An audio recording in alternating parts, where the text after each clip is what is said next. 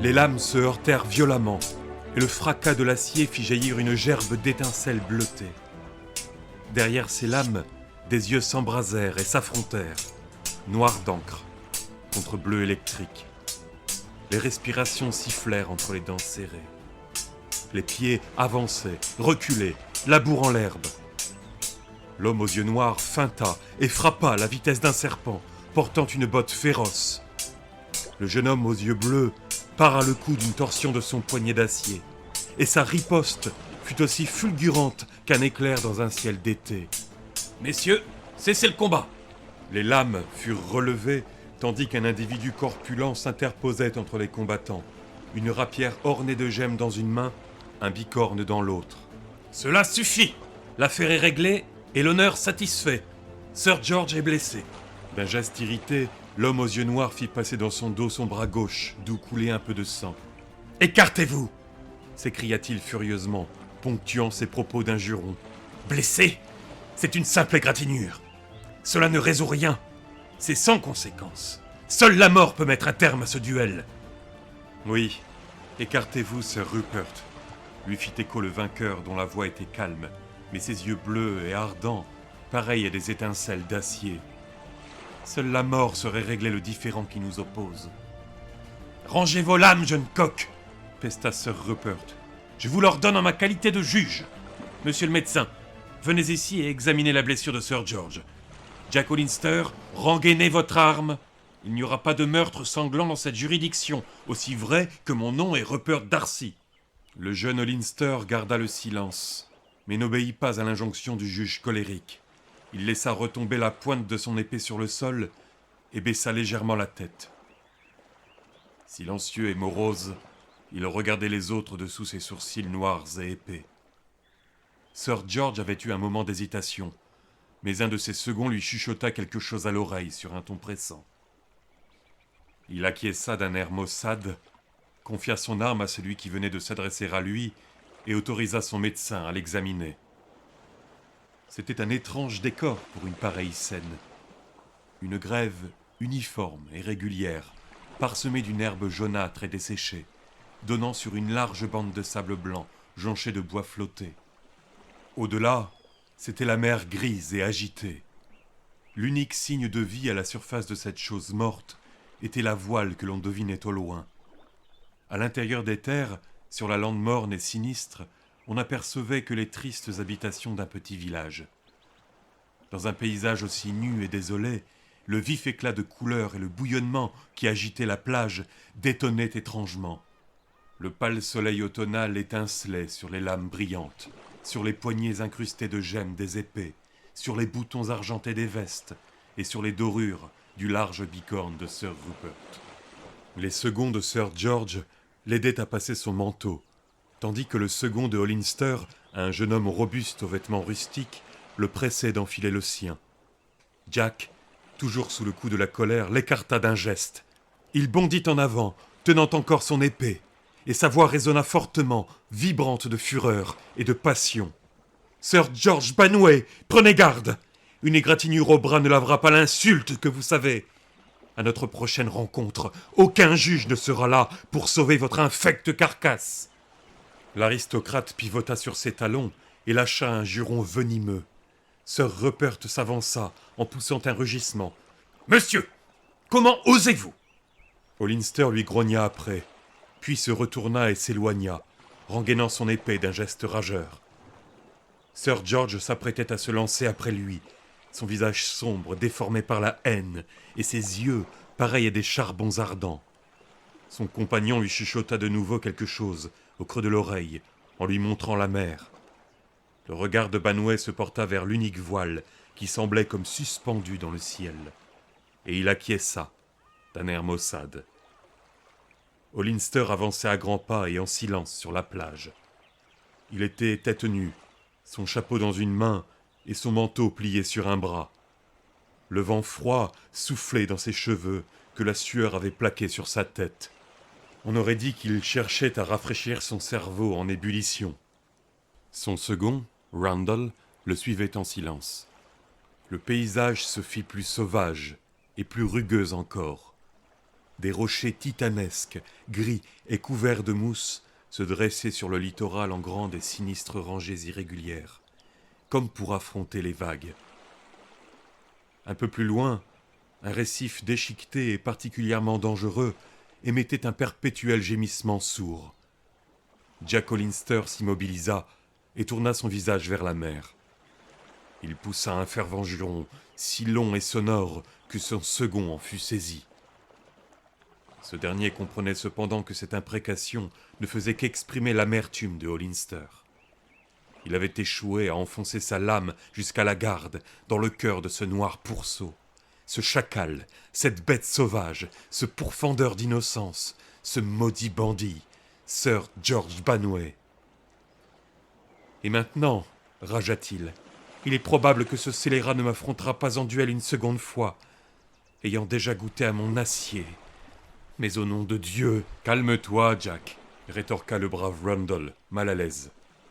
Rundle était l'ami le plus cher de Hollister, mais il ne comprenait pas les accès de fureur noire dont son compagnon était parfois la proie. « Tu l'as battu à plate couture, reprit-il.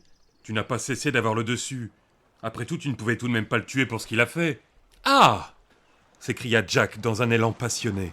« Tu crois que je ne serais pas capable de tuer un homme pour cette insulte infâme ? Non, pas un homme, un vil scélérat d'aristocrate dont j'aurai le cœur avant la nouvelle lune. Te rends-tu compte qu'il a publiquement insulté Mary Garvin, la fille que j'aime, qu'il a sali son nom tout en continuant à siroter son gobelet à la taverne ? Voyons. » « Je le sais bien, ayant entendu les détails de l'histoire pas moins d'une vingtaine de fois, et aussi que tu lui as jeté une coupe de vin au visage, que tu l'as giflé, que tu as renversé une table sur lui et que tu l'as frappé à 2 ou 3 reprises. Sur ma foi, Jack, tu ne pouvais rien faire de plus. Sir George a des relations haut placées. Et même si tu t'es distingué à l'étranger par ta bravoure, tu n'es que le fils d'un capitaine de vaisseau à la retraite. Après tout, Jack, Sir George n'était même pas obligé de se battre avec toi en duel. Il aurait pu se prévaloir de son rang et te faire châtier par des laquais. S'il avait fait cela, répondit farouchement Hollister, claquant violemment des dents, j'aurais logé une balle entre ses satanés yeux noirs. Dick, laisse-moi ma folie. Je sais que tu prêches la voie de la raison, le chemin de la clémence et de la résignation, mais j'ai vécu là où tout ce qui guidait et aidait quelqu'un, c'était l'épée pendue à son côté. Je suis issu d'une lignée d'hommes impétueux, et mon sang bouillonne jusqu'à la moelle par la faute de ce pourceau d'aristocrate. Il savait que Marie était ma bien-aimée, et pourtant il ne s'est même pas levé de son siège au moment où il l'a calomniée en ma présence. Oui, sous mes yeux, tout en me regardant avec un sourire narquois. Et pourquoi ? Parce que c'est un nanti, qu'il a des terres, un titre, des relations haut placées et du sang noble. Je suis pauvre, fils de pauvre, et toute ma richesse consiste en ce fourreau qui pend à mon flanc. Si j'étais, ou si Marie était de haute naissance, il aurait respecté. Pfff, l'interrompit Rundle. Depuis quand George Banway respecte-t-il quoi que ce soit ? Il mérite bien la sinistre réputation qu'on lui fait dans la région. Il ne respecte que ses propres désirs. Et ce qu'il désire, c'est Marie, grogna son compagnon d'un air renfrogné. Eh bien, peut-être la possédera-t-il comme il a possédé nombre de jeunes filles des environs, mais il lui faudra d'abord tuer Jack Hollister. Dick, je ne voudrais pas paraître grossier, mais tu ferais mieux de me laisser seul un moment. Je ne suis un agréable compagnon pour personne et j'ai besoin de solitude et du souffle froid de la mer pour tempérer mon sang en feu. « Tu ne vas pas retrouver Sir George ?» lui demanda Rundle sur un ton hésitant. Jack eut un geste impatient. « J'irai dans la direction opposée. Je te le promets. Sir George est rentré chez lui pour bichonner son égratignure. Il ne montrera pas le bout de son nez avant une quinzaine de jours. Mais Jack et ses hommes de main ont sinistre réputation. Es-tu certain que tu n'y risques rien ?» Un sourire carnassier se dessina sur les traits francs et honnêtes de Jack. « Je ne demanderai pas mieux. Mais n'aie crainte.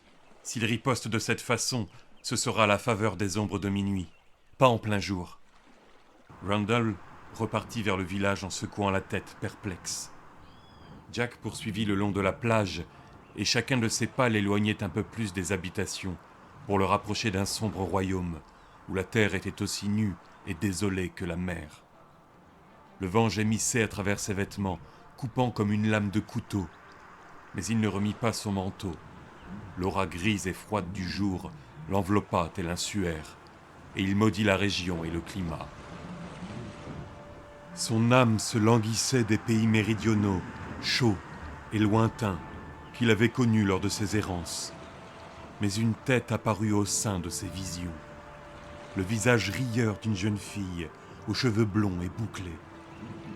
De ses yeux émanait une chaleur qui faisait oublier la chaleur dorée des lunes tropicales et rendait même cette sinistre contrée douce et agréable. Puis un autre visage surgit dans ses rêveries, sombre et moqueur, aux yeux noirs et opaques, et dont la bouche s'incurvait en un rictus cruel, sous une fine moustache. Jack Hollister lâcha un juron bien senti. Une voix profonde et sonore interrompit son imprécation. « Jeune homme, vos propos sont vains et profanes. Ils sont comme l'airain qui résonne, ou comme une cymbale qui retentit, plein de bruit et de fureur, ne voulant rien dire. » Jack se retourna vivement et sa main se porta vers la poignée de son épée. Il était persuadé d'avoir été seul. Sur un gros rocher gris était assis un inconnu. Cet homme se leva, dépliant une ample cape noire qu'il posa en travers de son bras. Hollister l'examina d'un regard plein de curiosité. Il était plus que du genre à attirer l'attention. Il était plus grand que Hollister de quelques pouces, et ce dernier était d'une taille largement supérieure à la moyenne. Il n'y avait pas une once de graisse ou de chair en trop sur cette charpente noueuse. Pourtant, le nouveau venu ne semblait ni frêle, ni trop maigre. Bien au contraire. Ses épaules larges, son torse robuste et ses membres longs et souples témoignaient de sa force, de sa vitesse et de son endurance. Tout cela trahissait le bretteur autant que la grande rapière dépourvue de tout ornement qui pendait à sa ceinture. Plus que toute autre chose, il rappela à Jack ces loups efflanqués qu'il avait vus dans les steppes sibériennes. C'était cependant son visage qui avait le premier attiré et retenu l'attention du jeune homme.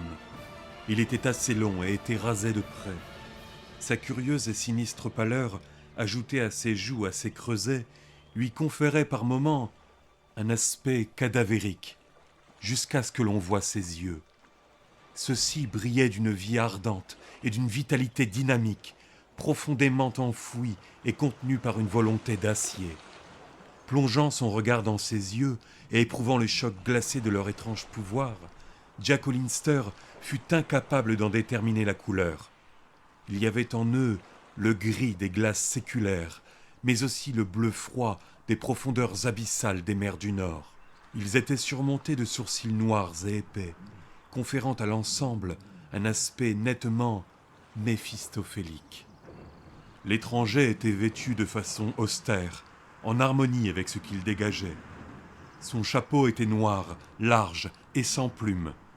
Des talons jusqu'au cou, l'homme portait des habits sombres, ajustés, qu'aucune décoration ou gemme ne venait égayer. Aucune bague n'ornait ses doigts puissants, et aucun joyau la poignée de sa rapière, dont la longue lame était enfoncée dans un fourreau en cuir de la facture la plus simple. Ses vêtements étaient dépourvus de boutons argentés, et aucune boucle ne brillait sur ses chaussures. L'aspect uniforme et terne de son costume était brisé d'une façon curieuse et originale par une large ceinture en soie nouée à la façon tzigane, de fabrication orientale, et d'un verre évoquant la peau d'un serpent. La poignée d'une dague et les crosses noires de 2 lourds pistolets en dépassaient. Le regard de Hollister parcourut cette étrange apparition, tandis qu'il se demandait par quels moyens l'étranger était parvenu ici, dans cet accoutrement, armé jusqu'aux dents.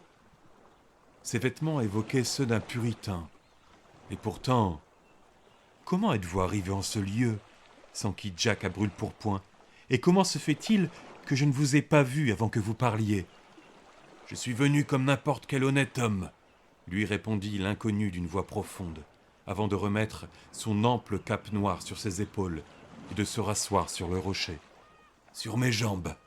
Quant à l'autre question, Les individus plongés dans leurs réflexions au point d'évoquer le Seigneur en vain ne voient ni leurs amis, pour leur plus grande honte, ni leurs ennemis, à leur grand péril. Qui êtes-vous ? Mon nom est Solomon Kane, aujourd'hui sans patrie, autrefois du Devon. Jack fronça les sourcils, perplexe. Quelque part, à un moment, le puritain avait assurément perdu l'accent si reconnaissable du Devonshire. D'après sa voix, il aurait pu être originaire de n'importe quel endroit en Angleterre. Vous avez beaucoup voyagé, monsieur ? Mes pas m'ont porté dans nombre de contrées éloignées, jeune homme. Une lueur traversa les traits de Hollister, et il regarda son étrange compagnon avec un intérêt renouvelé. N'avez-vous pas été capitaine dans l'armée française à une époque ? Et n'étiez-vous pas à... Il nomma un certain endroit. Le front de Kane s'assombrit. En effet, j'étais à la tête d'une bande de mécréants, à ma grande honte, soit dit en passant. Mais la cause était juste. Au cours du sac de la ville que vous venez de mentionner, de nombreux actes impies furent commis au nom de cette cause, et mon cœur en fut malade. Oh, beaucoup d'eau a coulé sous les ponts depuis cette époque, et j'ai noyé quelques rouges souvenirs en mer. À propos de mer, jeune ami, que pensez-vous de ce vaisseau qui reste au large sans s'approcher ni s'éloigner depuis hier matin à l'aube ? Un doigt décharné jaillit, pointant en direction de l'océan. Jack secoua la tête. Il est bien trop loin, je n'arrive pas à distinguer quoi que ce soit. Les yeux graves sondèrent les siens, et Hollister ne douta pas que ce regard froid pourrait franchir la distance et déchiffrer le nom peint sur la proue du lointain navire. Tout semblait possible à ses yeux étranges. C'est en vérité un peu loin, acquiesça Kane, mais je crois le reconnaître à son gréement. Il m'est d'avis que j'aimerais rencontrer son capitaine. Jack ne dit rien.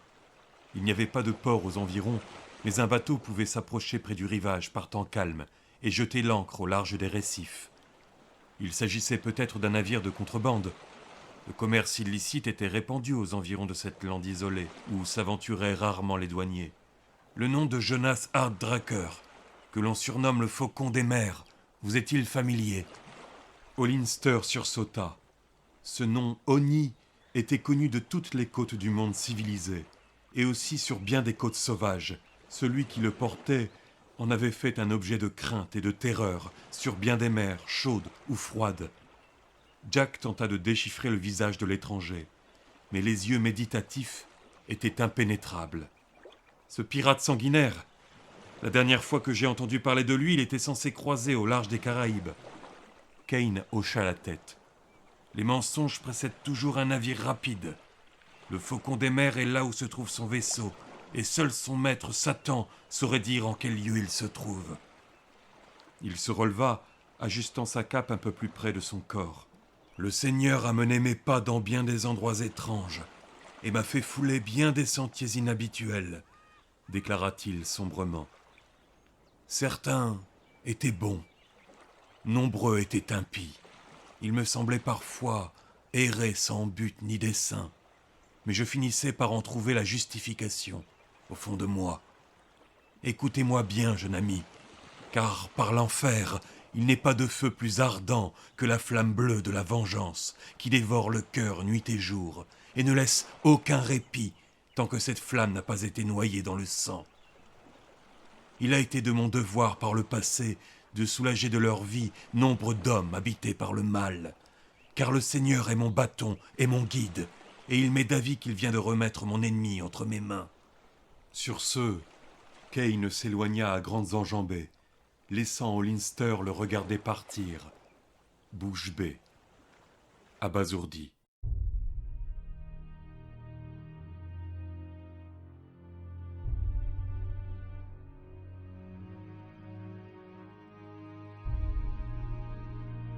Jack Hollister s'éveillait d'un sommeil peuplé de mauvais rêves. Il s'assit dans son lit et regarda autour de lui. Dehors, la lune ne s'était pas encore levée, mais une tête et une paire de larges épaules se découpaient sur la fenêtre, à la clarté des étoiles. Un « chut » d'avertissement parvint à ses oreilles, pareil au sifflement d'un serpent. Après avoir fait glisser sa lame hors du fourreau suspendu au montant de son lit, Jack se redressa et s'approcha. Un visage barbu aux petits yeux luisants le regardait. L'homme respirait bruyamment, comme après une longue course. « Prenez cette épée, l'ami, et suivez-moi » lui dicta son chuchotement empressé. « Il l'a capturé !»« Que signifie... Qui a capturé qui ?» ?»« Sir Gerge !» répondit l'autre dans un murmure glacé. « Il lui a envoyé un mot avec votre nom écrit dessus, lui demandant de venir au rocher. Et ces bougres se sont emparés d'elle et... » « Mary Garvin ?» ?»« Aussi vrai que je vous le dis, monsieur. » La pièce tangua. Hollister s'était attendu à une attaque sur sa personne.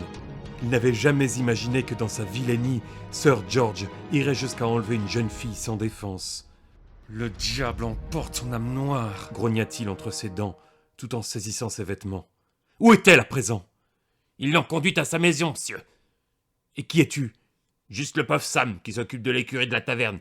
Je les ai vus la capturer. » Habillé et son épée à la main, Hollister monta sur la fenêtre. Il ne voulait pas risquer de réveiller ses parents en sortant par la porte de devant. « Je te remercie, Sam, dit-il. Si je survis, je m'en souviendrai. » Sam grimaça, découvrant ses canines jaunies. « Je vais venir avec vous, maître. J'ai un compte ou deux à régler avec Sir Gerge. » Ses yeux luisaient de haine, et il brandit un gourdin menaçant. « Viens avec moi, alors.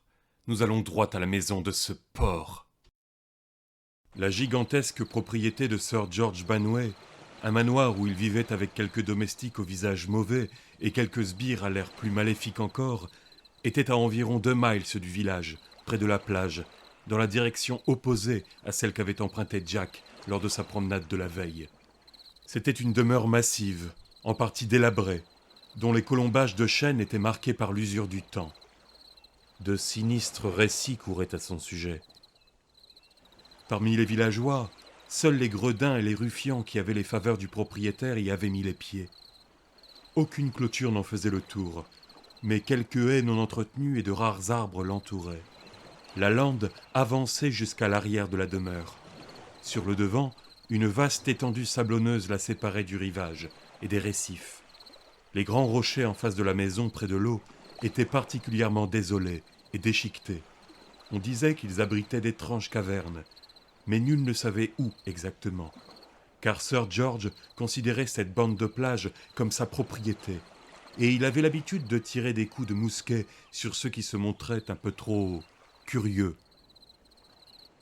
Aucune lumière n'éclairait la maison, comme Jack Hollister et son singulier compagnon progressaient dans les hautes herbes de la lande.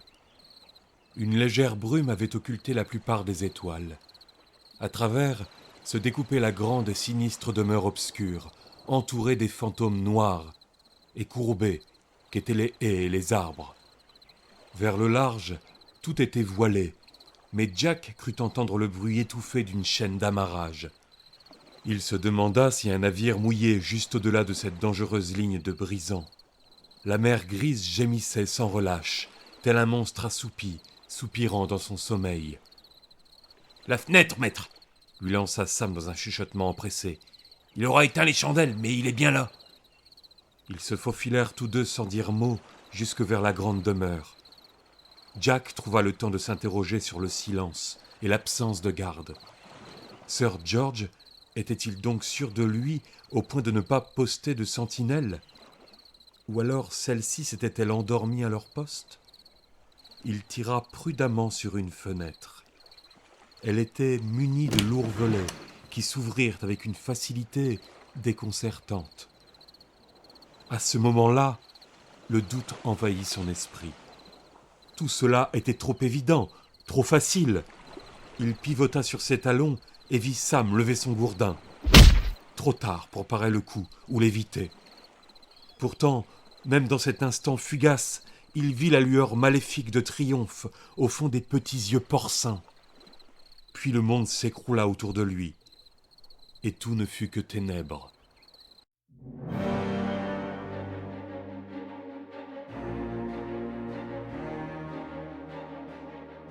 Jack Hollister revint lentement à lui. Une lueur rouge flottait devant lui, et il cligna à plusieurs reprises. Sa tête l'élançait atrocement, et la lumière lui faisait mal aux yeux. Il les ferma, espérant que cela s'arrêterait, mais il lui sembla que l'impitoyable luminosité traversait ses paupières et s'enfonçait dans son cerveau. Un murmure confus de voix parvint à ses oreilles. Il essaya de porter une main à son crâne, mais fut incapable de la bouger. Tout lui revint d'un seul coup, et il se retrouva pleinement et douloureusement réveillé. Il était pieds et poings liés, et ses liens étaient serrés à le faire souffrir. Il était dans une vaste caverne, étendue sur un sol de terre humide, entouré de tonnelets, de barils et de barriques noires à l'air poisseux. La voûte ou le toit était assez élevé, soutenu par de lourdes poutres de chêne. À l'une de celles-ci était suspendue une lanterne, de laquelle émanait la lueur rouge qui lui blessait les yeux. Cette lumière ne parvenait à peupler les recoins que d'ombres vacillantes. Une large volée de marches de pierre menait à la cave sur un côté. Un passage sombre en partait à l'autre bout. De nombreux individus se trouvaient là.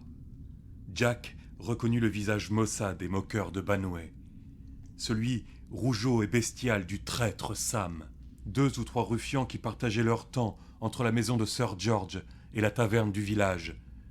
Les autres, au nombre de quelques 10 ou 12, lui étaient inconnus. Tous étaient à n'en pas douter des marins, des individus velus au corps musclé, portant boucles d'oreilles, anneaux dans le nez et braies tachées de goudron. Leurs habits étaient bizarres et grotesques. Quelques-uns arboraient des foulards aux couleurs vives, noués autour de leur tête, et tous étaient armés jusqu'aux dents. Il remarqua les coutelas à large garde de cuir, les dagues à la poignée incrustée de joyaux, et les pistolets aux ciselures d'argent. Ces hommes jouaient au dé, buvaient, poussaient de formidables jurons, et leurs yeux brillaient d'un éclat redoutable à la lueur de la lanterne. Des pirates! Avec un tel contraste étrange de raffinement et de filouterie, aucun d'eux ne pouvait être un honnête marin. Des braies maculés de goudron et des chemises, certes, mais des ceintures de soie autour de la taille. Pas de bas à leurs jambes, mais la plupart avaient des boucles d'argent à leurs chaussures et de grosses bagues dorées étaient passées à leurs doigts. De lourdes gemmes pendaient au bout des anneaux d'or qui leur servaient de boucles d'oreilles. Aucun couteau d'honnête marin, mais de coûteuses dagues espagnoles et italiennes. Leur accoutrement, leur visage féroce, leur air indompté et impie, tout en eux les marquait du sceau de leur sanglante profession. Jack songea au navire aperçu avant le lever du soleil et au cliquetis de la chaîne d'ancre dans la brume. Il se souvint de l'étranger, Kane, et de ses propos étonnants. Savait-il que ce vaisseau était celui de boucanier ?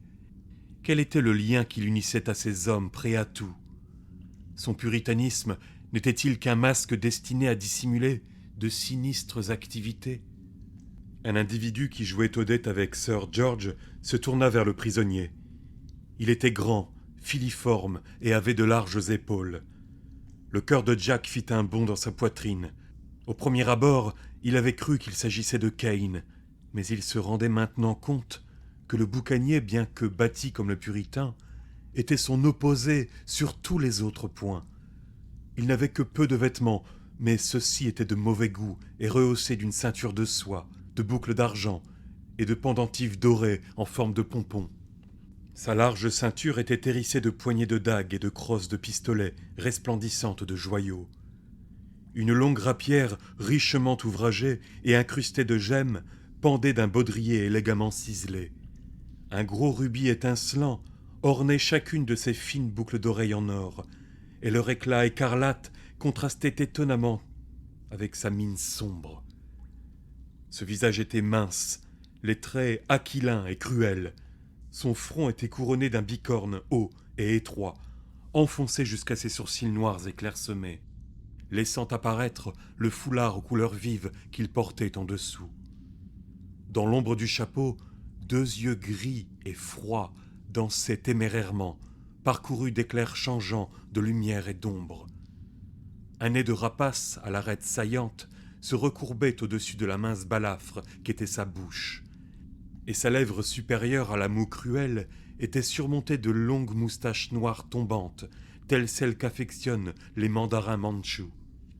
Oh, George, notre proie s'éveille s'écria cet homme avec un éclat de rire cinglant.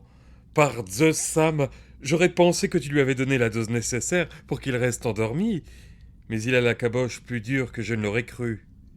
Les pirates interrompirent leur jeu et posèrent un regard curieux pour les uns, moqueur pour les autres sur Jack.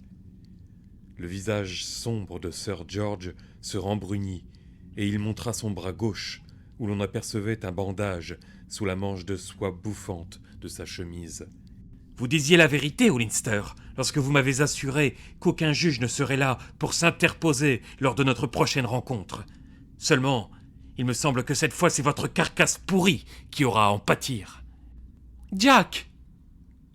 L'exclamation de souffrance contenue dans cette voix transperça l'air comme un couteau, noyant les railleries de Banway. Le sang de Jack se glaça dans ses veines. Il se tordit désespérément sur le côté, et ce qu'il vit fit presque cesser son cœur de battre. Une jeune fille était enchaînée à un gros anneau, fiché dans un panneau de chêne, agenouillée sur le sol de terre humide, penchée vers lui de toutes ses forces, ses jolis yeux dilatés par la terreur, ses boucles dorées en désordre. « Marie !» Oh mon Dieu ! Ce cri s'était échappé des lèvres angoissées de Jack. Un brutal concert de rire rivalisa avec cette exclamation frénétique. « Portons un toast à la santé de ces tourtereaux !» rugit le grand capitaine des pirates, en levant une chope pleine d'un liquide mousseux. « Buvons à nos amoureux compagnons. Il me semble que celui-ci ne goûte guère notre compagnie. Tu préférerais être seul avec la donzelle, mon garçon ?»« Espèce de porc au cœur noir !» ragea Jack, qui parvint à se mettre sur les genoux au prix d'un effort considérable. « Bande de lâches, couards, poltrons, démons au foie blanc, par les dieux des enfers, si seulement j'étais libre de mes mouvements. Détachez-moi si vous n'avez ne serait-ce qu'une once de courage. Laissez-moi poser les mains sur vos gorges de pourceaux. Si je ne fais pas de vous des cadavres, bande de chacals, alors vous pourrez me traiter de pleutre et de bon à rien. »« Judas !» s'exclama avec admiration l'un des boucaniers. « Le garçon en a dans les tripes, même dans sa situation. Et quel bordel de juron! Qu'on me passe sous la quille, qu'on m'arrache les yeux et le foie, capitaine, mais... Tais-toi !» l'interrompit sèchement Sir George, dont la haine rongeait le cœur tel un rat. « Hollister, tu gaspilles ta salive. Je ne m'opposerai pas à toi avec ma lame nue.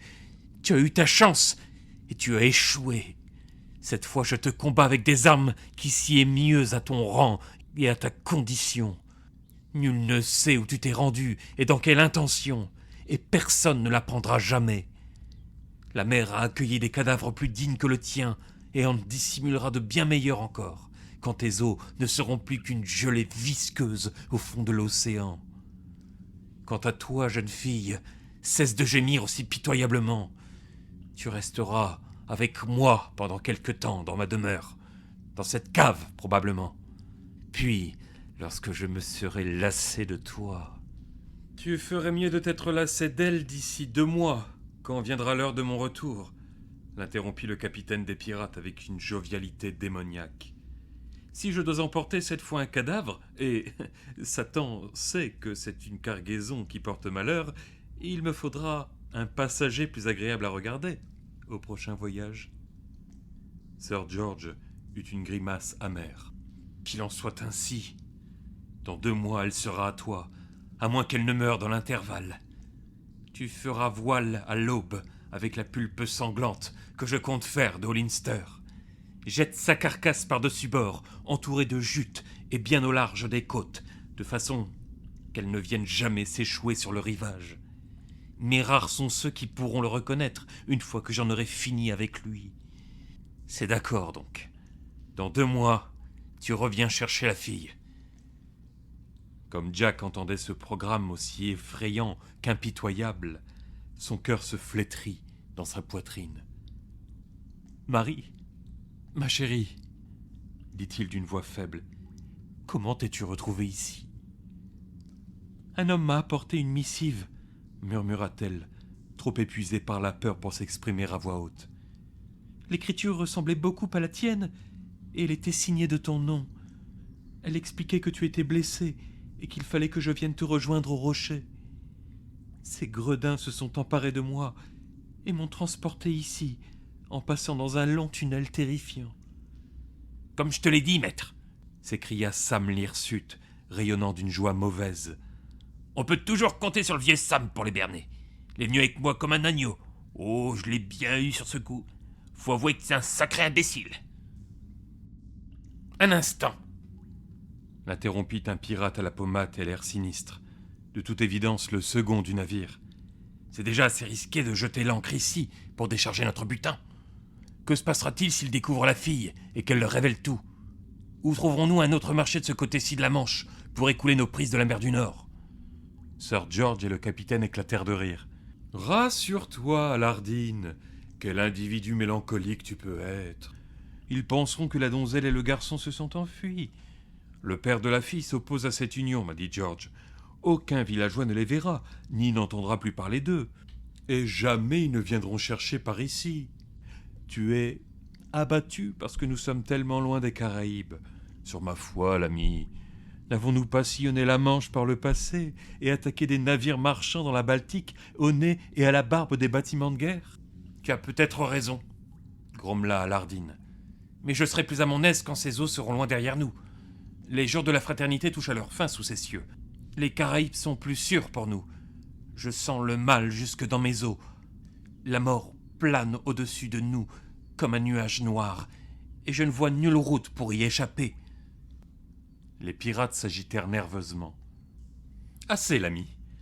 Ça porte malheur de s'exprimer ainsi. »« Le fond de la mer fait un bien mauvais lit, » répondit l'autre sur un ton sinistre. « Ne sois donc pas si triste, » dit le capitaine en riant et en assénant une tape sonore sur le dos de son lugubre compagnon. « Bois une gorgée de rhum à la santé de la mariée. Il est sûr qu'Execution Dock ferait une bien mauvaise couche, mais c'est un risque bien éloigné pour l'heure. Bois donc. » La fiancée de George, puis la mienne. Quoique la petite friponne ne semble pas folle de joie. « Attendez !» s'exclama le second, relevant soudain la tête. « C'était pas un cri étouffé là-haut ?» Le silence retomba, tandis que les yeux se tournaient vers l'escalier et que les pouces s'assuraient furtivement du fil des lames. Le capitaine haussa ses puissantes épaules d'un geste impatient. « Je n'ai rien entendu. »« Moi si, un cri et le bruit d'un corps qui s'affaisse. Je te le dis, la mort marche à nos côtés cette nuit. »« Alardine !» répondit le capitaine qui contenait son irritation tout en faisant sauter le bouchon d'une bouteille. « Tu es comme une vieille femme depuis peu, sursautant en apercevant des ombres. Courage ! Prends exemple sur moi. Est-ce que tu me vois tourmenter ou me ronger les sangs ? » « Ce serait mieux si tu prenais plus de précautions, » l'avertit lugubrement le pirate. « Toujours à courir des risques insensés, à longueur de temps, avec un loup humain sur tes talons nuit et jour. As-tu donc oublié le message qu'on t'a envoyé il y a 2 ans ? » « Bah !» répondit le capitaine, portant la bouteille à ses lèvres. « La piste est trop longue à suivre, même pour... » Une ombre noire tomba sur lui, et la bouteille glissa de ses doigts avant de se briser sur le sol. Comme frappé d'une prémonition, le pirate blêmit et se retourna lentement. Tous les yeux étaient rivés sur l'escalier de pierre qui descendait dans la cave. Personne n'avait entendu la porte s'ouvrir ou se fermer. Mais là, sur les marches, se trouvait un homme de grande taille, entièrement vêtu de noir, à l'exception d'une ceinture de soie, d'un vert éclatant. Sous ses sourcils noirs et épais, assombris par un chapeau à large bord enfoncé sur son front, 2 yeux froids luisaient comme de la glace en fusion. Il tenait fermement un lourd pistolet dans chaque main. Solomon Kane.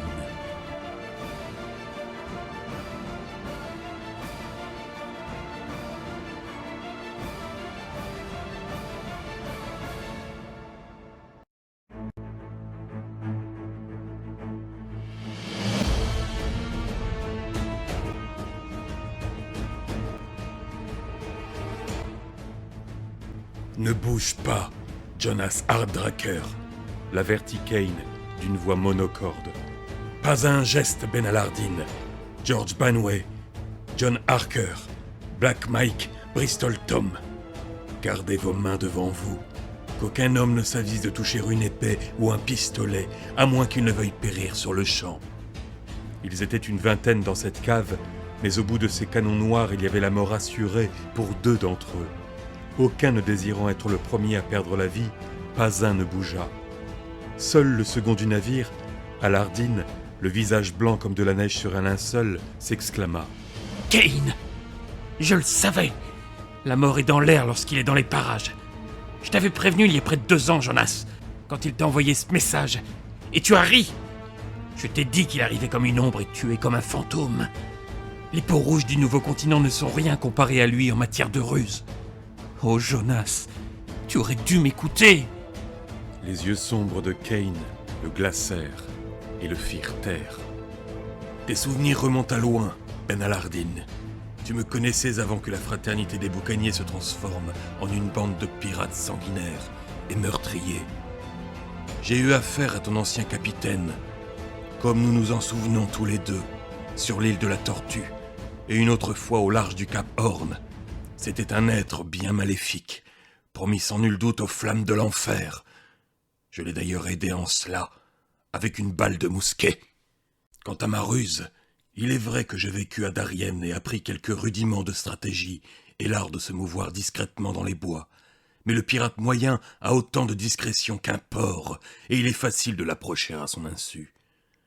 Ceux qui surveillaient les abords de la demeure ne m'ont pas vu arriver dans l'épais brouillard, et l'audacieux gaillard qui gardait la porte de la cave, armé d'une épée et d'un mousquet, n'a jamais su que j'avais pénétré dans la maison. Il est mort d'un coup, n'ayant eu que le temps de pousser un petit couinement, tel un pourceau à l'agonie. « Que me veux-tu? Que fais-tu ici ?» s'emporta Hardraker, fou de rage. Solomon Kane le regarda, et toute la haine froide contenue au fond de ses yeux se lut dans son regard. Pourtant ce n'était pas tant cette haine qui glaçait le sang que la sinistre certitude d'un destin funeste, un désir sanguinaire que rien ne pourrait apaiser que son assouvissement. « Quelques hommes de ton équipage me connaissent depuis longtemps, Jonas Hardraker, que l'on surnomme le Faucon des mers, » déclara Kane sur un ton monocorde, d'où perçait cependant sa profonde colère. « Et tu sais très bien pourquoi je t'ai suivi des Caraïbes au Portugal, puis du Portugal à l'Angleterre. Il y a 2 ans, tu as coulé un navire dans les Caraïbes, le Cœur Volant, parti de Douvres. À bord se trouvait la fille de... Mais peu importe son nom. Tu te souviens de la jeune femme. Le vieil homme qui était son père était un ami cher, et à de nombreuses reprises dans le passé, j'avais tenu cet enfant sur mes genoux. Cet enfant qui grandit pour que tu la souilles de tes mains impures, démon au cœur noir. Quand ce navire fut arraisonné, elle tomba entre tes griffes et mourut peu après. La mort fut plus clémente avec elle que tu ne le fus. Son père, qui apprit son sort par les survivants de ce massacre, sombra dans la folie, et il est dans cet état aujourd'hui encore. Elle n'avait aucun frère, n'avait que ce vieil homme. Il n'y avait personne pour la venger. « Toi excepté, messire Galahad !» railla le Faucon des mers. « Oui, moi, espèce de sale porc !» rugit Kane, d'une manière inattendue. Le tonnerre de sa voix puissante brisa presque les tympans des boucaniers endurcis, qui sursautèrent et blêmirent.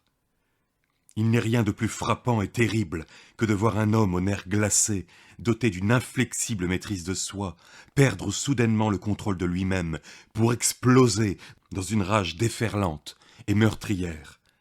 L'espace d'un instant, alors qu'il laissait éclater ses mots, Kane fut la terrifiante incarnation de la passion primitive et inexorable. Puis l'orage se dissipa d'un coup, et il était de nouveau cet être froid comme l'acier gelé, posé et aussi mortel qu'un cobra. Un canon noir était pointé sur la poitrine de Hardraker. L'autre menaçait le reste de la bande. « Fais la paix avec Dieu, pirate !» déclara Kane sur un ton neutre, « car dans une seconde, il sera trop tard. » À cet instant, et pour la première fois, le bandit blêmit. « Seigneur tout-puissant !» s'exclama-t-il, la sueur perlant à son front. « Tu ne m'abattrais pas comme un chacal, sans me laisser une seule chance !»« Je vais le faire, Jonas Harddraker !» répondit Kane, sans même un tressaillement de la voix ou de sa main d'acier, et d'un cœur joyeux. « N'as-tu pas commis tous les crimes imaginables ? N'es-tu pas une puanteur au nez de Dieu et une tache noire sur les livres des hommes ? As-tu déjà épargné les faibles ou eu pitié des êtres sans défense ? Crains-tu donc ton destin, sale couard ?» En un puissant effort, le pirate se ressaisit. « Moi ? Non, je ne le crains pas. C'est toi, le couard !» La menace et une rage nouvelle assombrirent un instant les yeux froids. Kane parut rentrer en lui-même, s'éloigner encore plus de tout contact humain. Il resta là sur les marches, comme quelque créature inhumaine, méditant lugubrement, tel un condor noir, prêt à lacérer et à tuer. « Tu es un lâche !» poursuivit témérairement le pirate, se rendant compte, car il était loin d'être sot, qu'il venait de faire vibrer la seule corde sensible du puritain, l'unique défaut de sa cuirasse, sa trop grande fierté. Kane ne se vantait jamais, mais il mettait un point d'honneur à ce que, quoi que ses nombreux ennemis puissent penser de lui, personne ne puisse jamais le traiter de lâche. « Je mérite peut-être d'être abattu comme un chien, » conclut le faucon des mers, en le surveillant étroitement du regard. « Mais si tu ne me donnes pas une chance de me défendre, on dira de toi que tu es un couard. »« Les compliments ou les blâmes ne sont que vanité, » répondit Kane sombrement. « Et les hommes savent si je suis lâche ou pas. »« Mais pas moi !» s'écria Harddraker triomphalement. « Et si tu me tues de sang-froid, je rejoindrai l'éternité en sachant que tu es un poltron. » Kane, si fanatique soit-il, n'était après tout qu'un être humain. Il tenta de se persuader qu'il se moquait de ce que disait ou pensait ce triste individu, mais au fond de son cœur, il avait conscience que, si profond que puisse être son courage et la fierté qu'il en tirait, si ce pirate mourait avec un rictus de mépris aux lèvres, il en ressentirait l'aiguillon pour le restant de ses jours. Il acquiesça d'un air sinistre. « Qu'il en soit ainsi. Tu auras ta chance, bien que le Seigneur sache que tu ne la mérites pas. Choisis tes armes. » Les yeux du faucon des mers s'étrécirent. L'habileté à l'épée de Kane était proverbiale chez les hors-la-loi féroces et les pillards de par le monde. Avec des pistolets, Harddraker n'aurait aucune opportunité de tricher ou de tirer avantage de sa force de fer. « Les couteaux !» aboya-t-il, faisant claquer férocement ses dents blanches et solides. Kane le regarda d'un air songeur l'espace d'un instant, mais ses pistolets n'oscillèrent jamais. Puis un sourire sinistre illumina son visage sombre. « Un choix convenable. Les couteaux ne sont guère des armes de gentleman, mais ainsi armés, on peut donner une mort qui ne soit ni rapide, ni indolore. » Il se tourna vers les pirates. « Jetez vos armes à terre !» Ils obéirent, maussades. « Maintenant, libérez la fille et le garçon !» Ce qui fut également fait. Jack étira ses membres engourdis, tâta la blessure maculée de sang séché sur son crâne, et prit dans ses bras Marie, qui gémissait. « Laissez-la partir !» murmura-t-il. Solomon secoua la tête.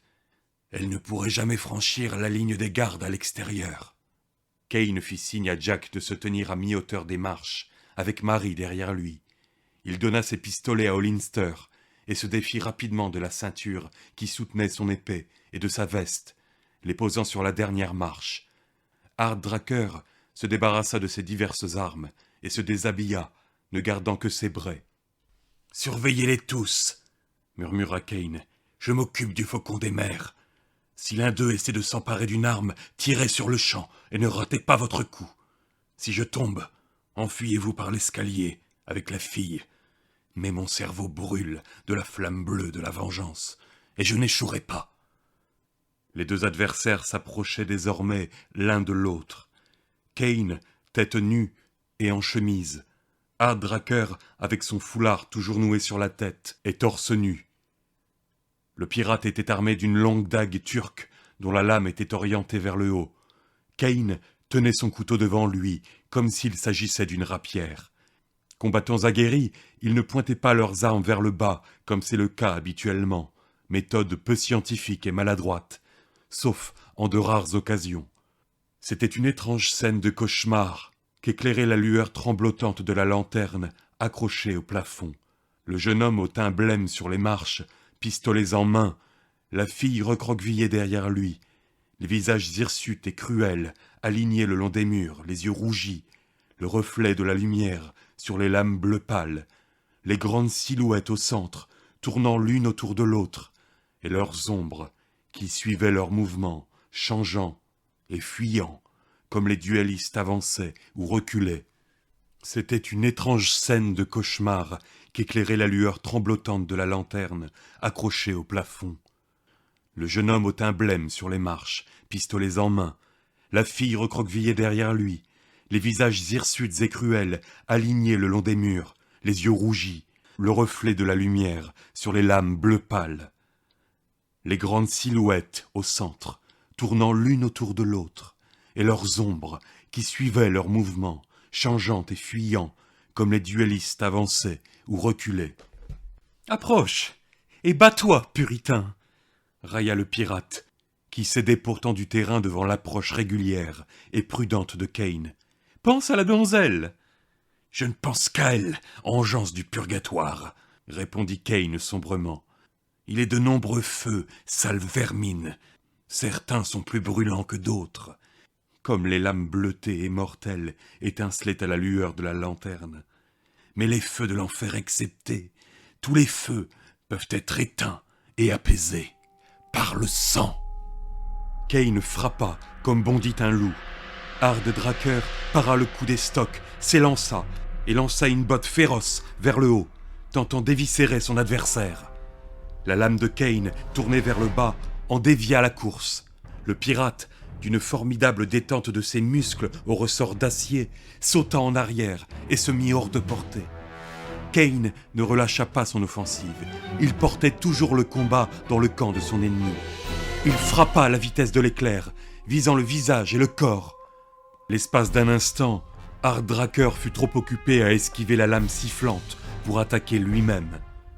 Cela ne pouvait pas durer. Un duel au couteau est par définition bref et mortel. La nature même des armes empêche les adversaires de se livrer à une démonstration prolongée de leur technique de combat. Hardracker guettait sa chance, et il referma soudain sa main sur le poignet droit de Kane dans une prise d'acier. Simultanément, il frappa sauvagement vers le haut, visant le ventre. Kane, au prix d'une profonde entaille à la main, saisit le poignet qui remontait vers lui et arrêta la pointe à moins d'1 pouce de son corps. Les deux hommes restèrent un instant figés, comme des statues, s'affrontant du regard et déployant toute leur énergie. Kane n'aimait guère cette façon de se battre. Il aurait été davantage à son aise avec l'autre méthode, bien plus rapidement fatale, le style ouvert et libre. Bondir en avant et en arrière, frapper et parer. Un duel où on devait compter sur la rapidité des mains, des pieds et des yeux, où l'on donnait des coups ouverts et incitait son adversaire à faire de même. Mais puisque ce combat était destiné à se transformer en une épreuve de force, qu'il en soit ainsi. Le doute avait déjà commencé à s'insinuer en Hardracker. Il n'avait jamais rencontré un homme qui soit son égal en termes de puissance brute, mais le puritain se révélait aussi inébranlable qu'une statue. Le pirate rassembla son immense force dans ses poignets et ses jambes puissamment arquées. Kane avait rajusté sa prise sur sa dague pour faire face à l'urgence de la situation. Lorsqu'il avait saisi le poignet de Kane, Hardracker avait entraîné celui-ci vers le haut. La main de Kane était en l'air, sa pointe baissée vers la poitrine du pirate. Kane cherchait à forcer la main qui l'agrippait, à descendre jusqu'à ce qu'elle s'enfonce dans le torse de Hardracker. La main du faucon des mers était plus basse, et sa lame pointait vers le haut. Le pirate s'efforçait d'éventrer le puritain. Ils luttèrent d'homme à homme, jusqu'à ce que leurs muscles se nouent douloureusement, et que la sueur vienne perler sur leur front. Les veines des tempes de Hardracker saillaient. Tout autour d'eux, les respirations entre les dents serrées se firent sifflantes. Pendant un moment, aucun des deux hommes n'eut l'avantage. Puis, lentement, mais sûrement, Kane commença à faire reculer Harddracker. Leurs mains soudées ne changèrent pas de position, mais le corps tout entier du pirate se mit à s'incliner. Ses lèvres minces se fendirent en une horrible grimace d'effort surhumain, où nulle joie ne se lisait. Son visage ressemblait à un crâne grimaçant, et ses yeux sortaient de leurs orbites. Inflexible comme la mort, Kane commençait à affirmer sa plus grande force physique. Le faucon des mers bascula vers l'arrière, comme un arbre que l'on déracine et qui tombe lentement. Sa respiration se fit sifflante et haletante, tandis qu'il s'efforçait désespérément de rester aussi dur que l'acier et de regagner le terrain perdu. Mais il continua à reculer et à ployer, pouce après pouce, jusqu'à ce qu'enfin, des heures plus tard semblait-il, il se retrouve fermement appuyé sur le plateau d'une table en chêne et que Kane soit penché au-dessus de lui, tel un sinistre messager du destin. La main droite de Harddracker agrippait toujours sa dague et la gauche serrait encore le poignet de Kane en une prise implacable. Kane, tenant la pointe de la lame du pirate écartée de sa main gauche, força la lame dans sa main droite, vers le bas. Lentement, difficilement, le poignard descendit. Sous l'effort, les veines saillaient sur les tempes du puritain. Les muscles du bras de Harddracker se nouèrent et se gonflèrent tels des câbles d'acier soumis à une terrible épreuve. Il commençait à faiblir. Par moments, le faucon arrêtait sa course inexorable, quelques secondes. Mais jamais il ne put inverser le mouvement. Il faisait des efforts désespérés de sa main droite, qui agrippait toujours la lame turque, mais la main gauche ensanglantée de Kane la maintenait dans un étau.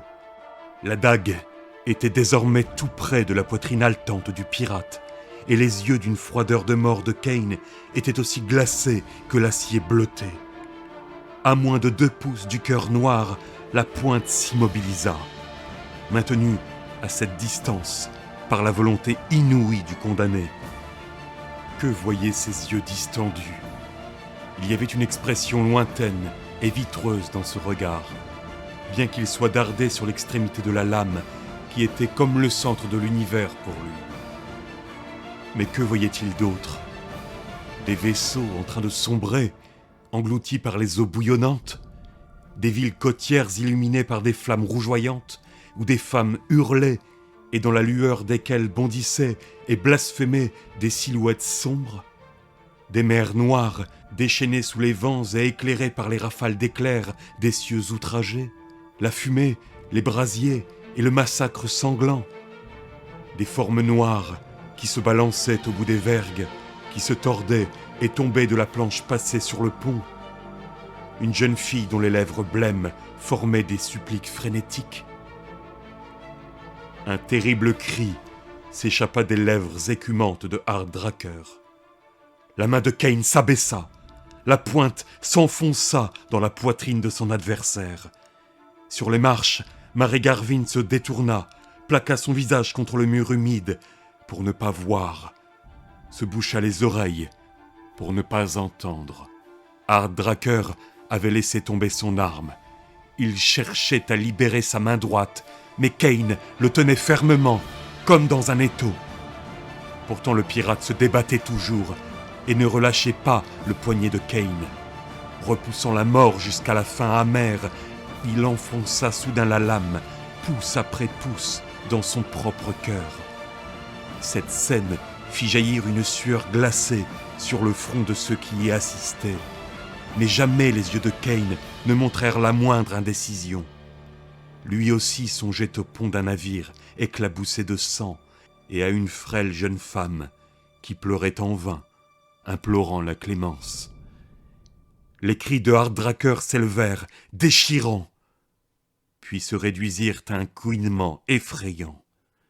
Ce n'étaient pas ceux d'un lâche qui a peur du noir, mais le hurlement aveugle et irraisonné d'un homme à l'agonie. La garde du couteau touchait presque son cœur lorsque ce cri se transforma en un horrible gargouillis étranglé, puis cessa complètement. Le sang jaillit de ses lèvres cendrées, et ses doigts se détachèrent du poignet de Kane, libéré par la mort qu'il s'était tant efforcé de tenir en échec. Le silence recouvrit la scène, tel un suaire. Kane extirpa son poignard. Un peu de sang s'écoula paresseusement. Le puritain fit machinalement siffler la lame dans l'air pour chasser les gouttes qui adhéraient à l'acier. Et comme elle étincelait à la lumière de la lanterne, il parut à Jack Hollister qu'elle luisait comme une flamme bleue. Une flamme qui s'était apaisée et éteinte dans le sang écarlate. Kane tendit la main vers sa rapière. À cet instant, Hollister, s'arrachant à la torpeur dans laquelle il semblait plongé, vit le dénommé Sam lever subrepticement un pistolet et viser le puritain. Il réagit à la seconde même. À l'instant où retentit la détonation de l'arme de Jack, Sam poussa un cri et se redressa, le pistolet explosant au-dessus de lui. Il était accroupi juste sous la lanterne, et comme il jetait les bras au ciel dans son agonie, le canon la brisa, plongeant la cave dans des ténèbres subites. Instantanément, l'obscurité fut envahie par des bruits stridents et blasphématoires. Des barriques furent renversées, les hommes se piétinèrent les uns les autres en lançant des imprécations. L'acier heurta l'acier, comme les pirates les retrouvaient en tâtonnant, et faisaient feu au hasard. Quelqu'un hurla, poussant un juron païen quand une des balles perdues trouva une cible. Jack avait pris la jeune fille sous son bras et s'enfuyait, la tirant et la portant tout à la fois vers le haut de l'escalier. Il glissa et trébucha, mais parvint finalement au sommet et ouvrit la lourde porte d'un coup. À la lumière ténue qui filtrait par cette ouverture, il découvrit un homme juste derrière lui et une marée obscure de silhouettes qui se pressaient au bas des marches, tentant de les gravir. Hollister visa l'homme avec l'arme chargée qui lui restait, mais la voix de Kane s'éleva à cet instant. « C'est moi, Kane, jeune ami. Vite, dehors avec votre dame !» Hollister obéit. Kane, avant de s'élancer derrière lui, se retourna et claqua violemment la porte de chêne au nez de la horde hurlante qui déferlait de l'escalier. Il mit en place un solide verrou et recula d'un pas, contemplant son œuvre avec satisfaction. De l'intérieur lui parvinrent des hurlements étouffés, des martèlements frénétiques et des coups de feu. Le bois se déforma par endroits, comme des balles venaient s'y loger de l'autre côté. Mais aucun des projectiles de plomb n'était suffisamment puissant pour traverser les panneaux lourds et épais. « Et maintenant ?» demanda Jack en se tournant vers le grand puritain. Il remarqua pour la première fois qu'une étrange silhouette gisait à ses pieds. Le corps d'un pirate portant des boucles d'oreilles et une ceinture de tissu aux couleurs vives. Son épée et son mousquet désormais inutiles à ses côtés. Il s'agissait sans nul doute de la sentinelle à la garde de laquelle Kane avait mis fin d'un coup d'épée silencieux. Le puritain écarta négligemment le cadavre du bout du pied et fit signe aux deux amoureux de le suivre. Il les précéda en haut d'une courte volée de marches de bois, le long d'un couloir obscur jusque dans une pièce dans laquelle il s'arrêta. Elle était éclairée par une grande chandelle posée sur une table. « Attendez ici un moment, » demanda-t-il. « La plupart des malfaisants sont coincés en bas, mais il y a des gardes à l'extérieur, au nombre de 5 ou 6. Je me suis faufilé entre eux en arrivant, mais la lune s'est levée entre-temps, et nous devons être sur nos gardes. Je vais voir si je peux les repérer par la fenêtre. » Quand ils furent seuls dans la grande pièce, Jack regarda Marie avec des yeux pleins d'amour et de compassion. Cela aurait été une nuit éprouvante pour n'importe quelle jeune femme, et Marie, la pauvre enfant, n'avait jamais connu la violence et les mauvais traitements. Son visage était si pâle que Jack se demanda si les couleurs réapparaîtraient un jour sur ses joues autrefois roses. Ses yeux étaient dilatés et hagards, mais on y lisait de la confiance quand elle regardait son bien-aimé. Il la tira doucement dans ses bras. « Marie, ma belle, commença-t-il. Soudain, Elle poussa un hurlement, et ses yeux s'écarquillèrent encore plus, d'une terreur renouvelée. Au même moment, leur parvint le grincement d'un verrou rouillé. Hollister pivota sur ses talons. Une ouverture noire bêait, là où une seconde avant, il n'y avait qu'un pan de mur. Devant celle-ci se tenait Sir George Banway, ses yeux flamboyants, ses vêtements défaits, son pistolet braqué. Jack écarta Marie et leva son arme d'un geste vif. Les 2 coups retentirent au même moment. Hollister sentit la balle effleurer sa joue, l'égratignant comme un rasoir chauffé à blanc. Un bout d'étoffe s'envola de la chemise de Sir George au niveau de la poitrine. Il s'écroula à terre, lâchant un juron rauque. Puis comme Jack se retournait vers la jeune fille terrorisée, il se releva en chancelant. Il respirait avec difficulté, avalant de grandes goulées d'air, comme si tout son souffle avait été chassé de ses poumons. Il ne semblait cependant pas blessé, et on n'apercevait aucune tache de sang sur le sol. Jack était effrayé et stupéfait, car il savait qu'il avait fait mouche. Son pistolet fumant à la main, il resta immobile et désorienté, à regarder Sir George, jusqu'à ce que ce dernier l'envoie rouler à terre d'un puissant coup de poing. Enragé, Hollister se redressa d'un bond. À cet instant, Banway empoigna la jeune fille sans ménagement, la tira à lui, et ils disparurent dans l'ouverture. Banway claqua violemment la porte secrète derrière lui. Solomon Kane, accourant aussi vite que le lui permettaient ses longues jambes, trouva un Hollister rageant et pestant, meurtrissant ses poings nus en frappant le mur. Quelques mots haletants, entrecoupés d'imprécations sauvages et de reproches envers lui-même, mirent Kane au courant de ce qui s'était passé. « La main de Satan est sur lui !» tempêtait le jeune homme en proie à la plus vive excitation. « Je lui ai tiré en plein dans la poitrine, et il n'a aucune blessure. Oh, quel imbécile je suis, quel fou! Je suis resté immobile comme une statue, au lieu de le frapper en me servant de mon arme comme d'un gourdin. Un imbécile aveugle et muet, pendant qu'il... Fou que je suis de n'avoir pas songé que cette demeure pouvait renfermer des couloirs secrets, l'interrompit le puritain. Il est certain que ce passage mène à la cave. Arrêtez-vous! Il venait de parler au jeune homme, qui était sur le point de s'attaquer au pan de mur avec le coutelas du marin mort que Kane avait emporté. Que nous atteignions la cave là, ou que nous retournions sur nos pas, ils nous tireront comme des lapins, et nous ne parviendrons à rien. Calmez-vous, et écoutez donc. Avez-vous remarqué ce conduit sombre qui conduit à l'extérieur? Je pense qu'il s'agit d'un tunnel qui mène au rocher, sur la plage. Cela fait longtemps que Banway est de mèche avec des contrebandiers et des pirates. Pourtant les espions n'ont jamais pu voir de marchandises transportées à l'intérieur ou hors de la maison. Il s'ensuit qu'il doit exister un passage qui relie la cave à la mer.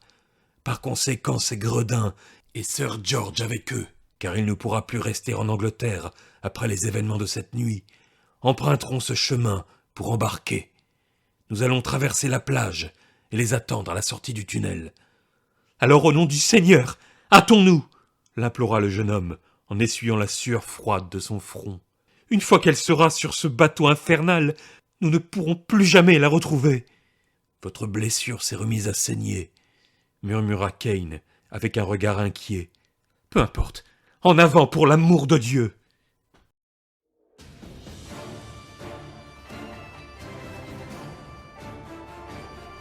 Hollister emboîta le pas à Kane. Celui-ci avança rapidement vers la porte d'entrée, l'ouvrit et bondit à l'extérieur. Le brouillard s'était dissipé et la lune était dégagée, illuminant les rochers noirs sur la plage. Au-delà, on apercevait le vaisseau long et bas, à l'aspect sinistre, mouillant à quelque distance de la ligne d'écume des brisants. Aucun des gardes postés à l'extérieur de la maison n'était visible. Qu'ils aient pris peur en entendant les bruits à l'intérieur et se soient enfuis, qu'ils aient reçu un ordre ou qu'ils aient eu auparavant l'instruction de retourner au navire, Kane et Jack ne devaient jamais le savoir. En tout cas, ils ne virent personne. Les sinistres rochers se dressaient sur la grève, tels de sombres maisons aux arêtes déchiquetées, dissimulant tout ce qui pouvait se passer sur la plage. Les deux hommes franchirent rapidement la distance. Rien n'indiquait que Kane sortait tout juste d'un terrible combat à mort. Il semblait fait de ressorts d'acier, et la course supplémentaire n'eut aucun effet sur son souffle ou sa détermination. Hollister, en revanche, chancelait. L'inquiétude sapait ses forces, ainsi que l'excitation et l'hémorragie. Seul son amour pour Marie et une volonté farouche lui permettaient de rester debout. Alors qu'ils s'approchaient, des bruits de voix cruelles les incitèrent à avancer avec prudence.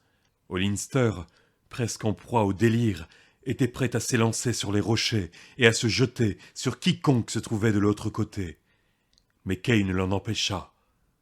Ils continuèrent en rampant. Parvenus sur une saillie de la roche, ils se mirent à plat ventre et regardèrent en contrebas. La clarté lunaire leur révéla qu'à bord du navire, les boucaniers se préparaient à lever l'ancre. Juste à leur verticale se tenait un petit groupe d'individus. Une chaloupe remplie de ruffians s'éloignait en direction du bateau. D'autres hommes attendaient impatiemment à bord d'un second canot, penchés sur leurs rames, tandis que leur chef discutait sur la plage. Ils n'avaient pas traîné pour s'enfuir. Si Sir George n'avait pas pris le temps de s'emparer de la jeune femme, ce en quoi la chance lui avait souri, tous les bandits auraient été déjà à bord. Hollister et Kane aperçurent un gros rocher que l'on avait fait rouler sur le côté, révélant ainsi l'embouchure du tunnel. Sir George et Ben Allardine étaient face à face, plongés dans une vive discussion. Marie, pieds et poings liés, gisait à leurs pieds. En la voyant, Hollister fit mine de se relever, mais Kane parvint à le calmer momentanément. « J'emmène la donzelle à bord !» annonça la voix colérique de Banway. « Et je te dis non !» lui répondit Allardine, sur un ton grinçant. « Il n'en sortira rien de bon. Réfléchis. Hardracker baigne dans son sang dans cette cave, à cause d'une fille. Les femmes ne sont que source de problèmes et provoquent des bagarres entre les hommes. Amène-la à bord et nous aurons une douzaine de gorges tranchées avant que le soleil se lève. C'est la sienne qu'il faut trancher. Et ici même, je te dis, et... » Il esquissa un geste en direction de la jeune fille. Sir George écarta son bras et dégaina sa rapière. Jack ne vit pas le mouvement de Sir George. Repoussant la main de Kane qui tentait de l'arrêter, Hollister bondit sur ses pieds et se jeta témérairement du haut du rocher. En l'apercevant, les pirates poussèrent des cris, se croyant attaqués par une troupe nombreuse. Ils se mirent à ramer, laissant le second et le patron du navire se débrouiller seuls. Hollister atterrit les pieds les premiers dans le sable meuble, et le choc le fit tomber à genoux. Il se redressa d'un bond et chargea les deux hommes qui restaient bouche bée à le regarder. Allardine s'écroula à terre, le crâne fendu, avant de pouvoir lever son arme. Sir George para la seconde botte féroce de Jack. Un coutelas est peu maniable, bien peu pratique dans un combat où ne compte que la technique et la vitesse. Jack avait prouvé sa supériorité sur Banway avec une lame légère et droite, mais il n'avait pas l'habitude de se battre avec une épée lourde et incurvée. De plus, il était affaibli et fatigué, tandis que Banway était en pleine forme. Il parvint cependant à forcer l'aristocrate à rester sur la défensive pendant quelques secondes par la puissance même de son assaut. Puis, en dépit de sa haine et de sa détermination, il commença à faiblir. Un sourire froid et cruel illumina le sinistre visage de Banway, qui le toucha à plusieurs reprises, aux joues, au torse et aux jambes. Ce n'étaient pas des blessures graves, mais des égratignures qui le meurtrissaient, ajoutant encore à sa faiblesse. Sir George feinta rapidement et s'élança pour porter le coup fatal, mais son pied glissa sur le sable meuble. Il perdit l'équilibre, son épée moulina furieusement l'air, et il se retrouva exposé à la merci de Jack. Celui-ci s'en rendit compte, malgré le sang qui obscurcissait sa vision. Il rassembla toutes ses forces en vue d'un dernier assaut désespéré. Il bondit vers le contrebandier et frappa sur le côté. Sa lame acérée toucha Sir George à mi-hauteur, entre la hanche et l'aisselle. Ce coup aurait dû lui ouvrir le corps des côtes à la poitrine, mais l'acier se brisa comme du verre. Décontenancé, Jack recula en chancelant, et la poignée désormais inutile de son arme glissa de ses doigts sans force. Sir George se redressa et frappa en poussant un féroce cri de triomphe. Alors que sa lame chantait en fendant l'air, s'abattant sur le torse sans défense de Jack, une grande ombre s'interposa. L'épée de Banwë fut écartée avec une facilité déconcertante. Hollister, qui s'éloignait en rampant comme un serpent au dos brisé, vit Solomon Kane se dresser au-dessus de Sir George Banwë. La longue rapière du puritain, aussi inexorable que le destin, força l'aristocrate à céder du terrain et à se battre d'une manière désespérée. La clarté lunaire para d'un éclat de givre argenté la course des lames. Hollister suivit ce duel du regard tout en se penchant au-dessus de la jeune fille à demi évanouie, s'efforçant de la libérer de ses liens avec ses mains faibles et maladroites. Il avait entendu parler de la technique de combat remarquable de Kane. Il avait à présent l'occasion de s'en rendre compte par lui-même. Passionné depuis toujours par l'escrime, il se surprit à souhaiter que Kane soit confronté à un adversaire plus digne de lui. Sir George était certes un bretteur émérite renommé dans la région pour ses qualités de duelliste, mais Kane ne faisait que jouer avec lui. Ce dernier était supérieur par la hauteur, le poids, la force et la longe, et il surclassait en outre son ennemi en dextérité et en rapidité. En dépit de sa plus grande taille, il était plus vif que Banwë. Quant à l'adresse, l'aristocrate était un novice comparé à Kane, qui se battait avec une économie de mouvement et une froideur qui ôtaient à ses prouesses un peu de leur éclat. Il ne se lançait dans aucune parade spectaculaire, ne portait pas de bottes à couper le souffle, mais chacun de ses coups visait juste. Il savait toujours ce qu'il faisait, ne s'emportait jamais. Une combinaison de glace et d'acier. En Angleterre et sur le continent, Hollister avait eu l'occasion d'observer des bretteurs au style plus flamboyant et plus époustouflant que celui de Kane, mais il comprit en assistant à ce duel qu'il n'avait jamais vu personne ayant une technique si parfaite, être aussi adroit, aussi mortel que le grand puritain. Il lui semblait que Kane aurait pu embrocher son ennemi dès la première passe d'armes, mais que telle n'était pas son intention. Il pressait constamment son adversaire, menaçant sans cesse le visage de la pointe de sa lame. Tout en forçant l'aristocrate à rester sur la défensive, il s'exprima d'une voix calme et posée, sans jamais oublier le combat, comme si sa langue et son bras travaillaient indépendamment l'un de l'autre. « Non, non, jeune homme, ce n'est pas la peine d'exposer ainsi votre poitrine. J'ai vu la lame de Jack se briser sur vos côtes, et je ne vais pas y risquer mon acier, si souple et robuste soit-il. N'ayez pas honte, monsieur. Il m'est arrivé de partir une côte de maille sous ma chemise, quoiqu'il me semble que la mienne n'était pas aussi résistante que la vôtre, pour détourner une balle tirée à si faible distance. Cependant, le Seigneur, dans son infinie justice et sa miséricorde, a fait l'homme de telle façon que ses organes vitaux ne soient pas tous enfermés dans son poitrail. Quel dommage que vous ne soyez pas plus habile à l'épée, Sir George. J'ai honte de vous tuer. Mais enfin, lorsqu'on marche sur une vipère, on ne se demande pas quelle taille elle fait. » Ces mots étaient prononcés d'une façon sincère et sérieuse, et non avec dérision. Jack savait que Kane n'était pas en train de narguer son ennemi. Sir George avait la peau claire, mais son teint prit une teinte cendrée à la clarté lunaire. Son bras était endolori par la fatigue et semblait aussi lourd que du plomb. Ce grand démon vêtu de noir le pressait plus durement que jamais, se jouant de ses assauts les plus désespérés avec une facilité surhumaine. Soudain, le front de Kane s'assombrit, comme s'il avait une mission déplaisante à accomplir et qu'il allait s'en acquitter sans tarder. « Assez !» s'écria-t-il de sa voix profonde et sonore, qui ne manquait jamais de glacer et d'électriser ceux qui l'entendaient. « C'est une tâche bien peu agréable. Qu'on en finisse rapidement. » Ce qui arriva ensuite se déroula bien trop vite pour que l'œil puisse suivre.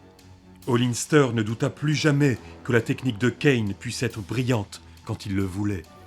Jack aperçut fugitivement une feinte lancée à la hauteur de la cuisse, une soudaine rafale aveuglante d'acier étincelant. Et Sir George gisait immobile, mort, aux pieds de Solomon Kane.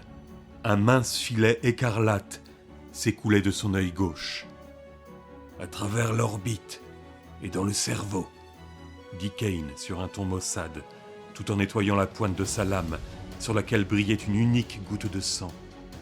Il n'a pas su ce qui lui arrivait et a succombé, sans douleur. Dieu fasse que notre mort soit aussi douce. Mais mon cœur est lourd au fond de moi, car il n'était guère plus qu'un jeune homme, bien que malfaisant, et il n'était pas mon égal à l'épée.